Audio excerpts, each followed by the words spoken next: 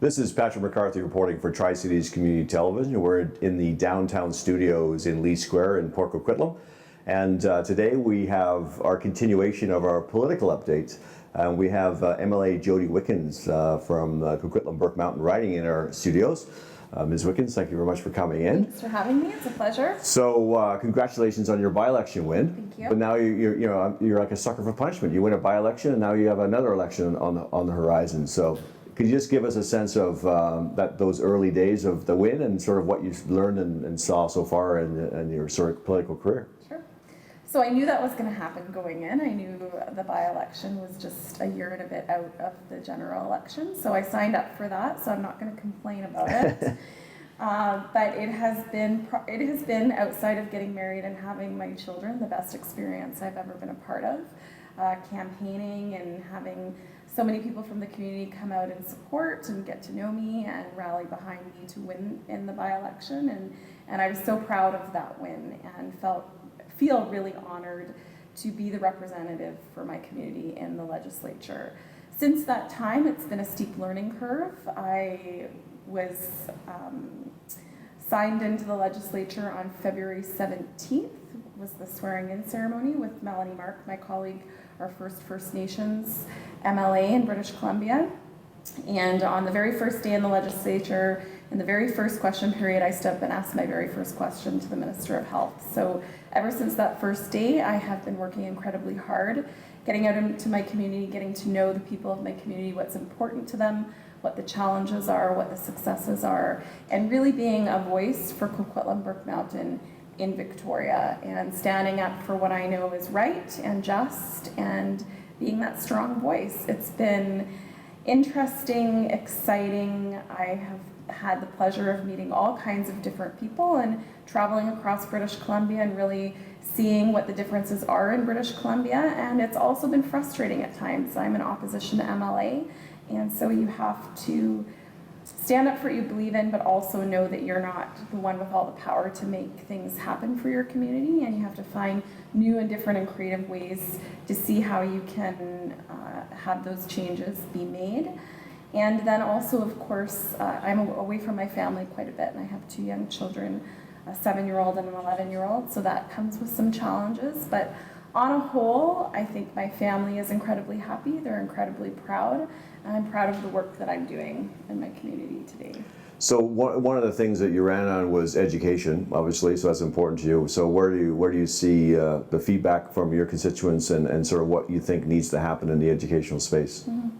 So education was a #1 issue in the by-election. When I knocked on doors and I asked people, what are the things that are most important to you in your community? What do you think needs to change? Education came up a lot, certainly when we talked to teachers, but also when we talked to parents who were saying, my kids aren't getting the support and the things that they need in the classroom, and it's really important to me that changes. So the whole reason I got involved in politics in the first place was because my passion for public education. I have a child with a disability, and so when we got into public school, my eyes were really open to the stresses in our schools and our classrooms and the lack of resources that teachers the resources teachers didn't have to help students be successful. I ran for school board trustee. I didn't know a lot about politics, so I wasn't successful there. But that was really what motivated me to run in the by-election for MLA. Education is a provincial responsibility. It's funded by our provincial government, and it's been neglected, in my opinion, for the last 16 years. So I've held education forums. I've had parents come into my office and I've created advocacy plans for them to help them on their journey. I have spoken in the legislature so many times I can't count on public education. I grilled the Minister of Education for about 4 hours in estimates and asked some really important questions that he didn't have answers to, but ministry staff told me afterwards that they were really impressed with my line of questioning, and I think that we need to and there will be a lot of pressure on this government to make education an election issue. I certainly know that it's an election issue for John Horgan, our leader in the BC NDP, and we will be campaigning on doing better for our kids. Yes. Right now, British Columbia is the second worst funded in the whole country, and in Coquitlam, our students are the second lowest per pupil funded in the province. So children in Coquitlam are arguably the lowest funded in the entire country. I think that's wrong, and that certainly needs to change. So why is it so contentious between the existing Liberal government and education, and why would it be so uncontentious with the NDP in a very short, I mean, besides, is it just money, or?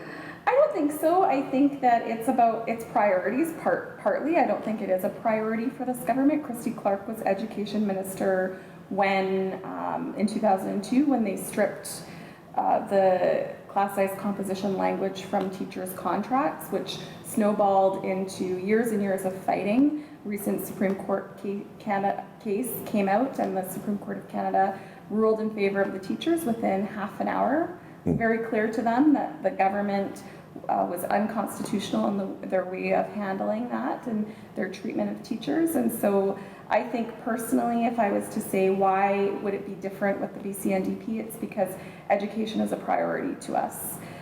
Budgets, governments are all about priorities. I'm a mom, I have a household budget. I decide where my money goes and what my priorities are. For me, it's always about my kids, and it's always about what's going to give them the best shot at a bright future to be their best possible selves. Government has that responsibility as well. This government has different priorities than a BC NDP government would have, and so that's why I think it would be better. So let's talk about economic development, because that's obviously LNG and all those things. So, but one of the contentious issues in there is pipelines. I mean, some people would say that's maybe why the NDP didn't win the last provincial election. So your sense now on pipelines and it being is very important. We had a rally on Friday. So your feedback on pipelines and where you stand on that. Well, John Horgan in the BC NDP has said that we are not in favor of this pipeline going forward. There is no social license for it. There is nothing to suggest that it's going to be in the best interest of British Columbians to go forward with that. As far as economic development on a whole goes, the economy can be very diverse, and we need a diverse economy in British Columbia so that we are safeguarding our children's future. We've seen what happened in Alberta when they put all their eggs in one basket around oil and gas, and the challenges that they're having today because of 40 years of a government that only did that one thing. And so I believe that if we want to look at creating a strong economy for our children and our future, there are all kinds of things that we can do to make that happen. We have a huge economy based on social services. You know, a lot of people have jobs in our social service economy, and that helps keep things running. We do have, John Horgan has put out a Power BC plan that looks at alternative ways to bring in power and look at how we're powering our homes and our cars and all kinds of different things.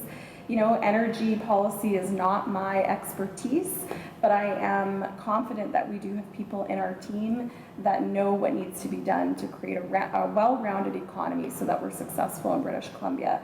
I think, Christy Clark and the BC Liberals are very good at talking about jobs, and they're very good about talking about we are the only stewards of this good stewards of this economy. But that's a story that is told. It isn't necessarily entirely correct. So do we have low unemployment? Yes. We also have the highest working poor in British Columbia. So we have a lot of people working in low-paying, precarious jobs. We have the highest child poverty rate. We have families that have the lowest discretionary income, which means they're spending all of their money on housing and food and the basic necessities of life. We've seen MSP, BC Hydro, ICBC, all of these things continue to go up. And so I think that we're in a place right now in British Columbia where things are teetering on possibly not good, but this government has lucked out with a housing affordability crisis. $600 million they got this year from property transfer taxes. Jobs in our forest sector have gone down.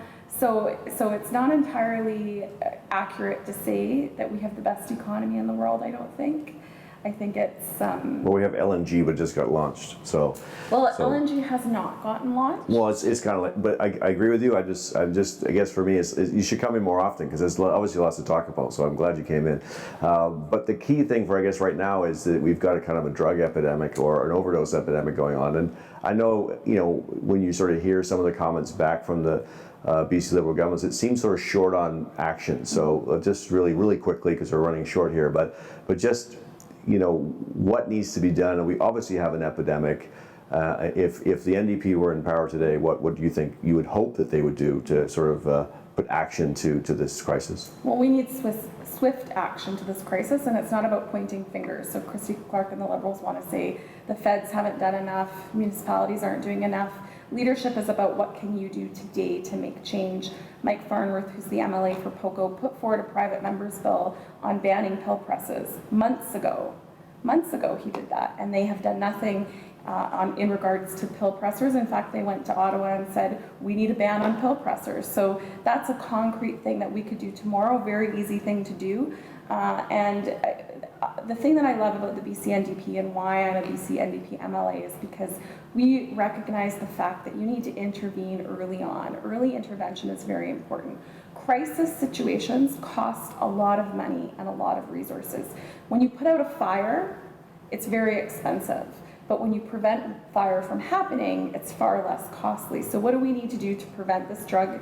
What did we need to do to prevent it from happening? Education in our schools, intervention going into what's going on in society today with families, building strong families, all those kinds of things. So we need governments to put resources into programs and things early on. And we just simply need more mental health services, more addiction space. We need more education programs. These are all things that we would commit to if we form government. Yeah. I think though the thing I'd say there is even if on this drug epidemic, it's sort of like some of these rehab centers. It's some of these drug overdose kits are optional. I mean, and so to me that seems surprising. It's like, why would it be optional if the government can basically produce these or buy these and ship them out? So. I found, sometimes, what's your thought on that process or that decision process? Well, any rehab center should have the ability to help the people that they're serving, and so that should be available in any. But sometimes you got to say, no, you need to have this. Like it seems like optional means, well, if I want it or I don't want it. But to me, it seems surprising. If you have an epidemic, it's like I need this cure. So why is it optional? Just deliver it to my door. Sure, I would agree with that. Yeah, not I'm an expert. So you got to come in more often. Obviously, there's so much stuff to say, and good luck in the election for sure. And the last thing is, I heard you're a football fan, so tell us a little about that, and then we'll get out of here. Well, I'm a football fan, I think, out of necessity because my husband is a massive Cowboys fan. So it was actually a part of our wedding vows that I would allow him to watch football every Sunday. Wow. We had a Dallas Cowboy wedding cake. My son's name is Troy. That wasn't by accident, so it's Sunday, and I'm going to get home and have dinner and watch some football with my family.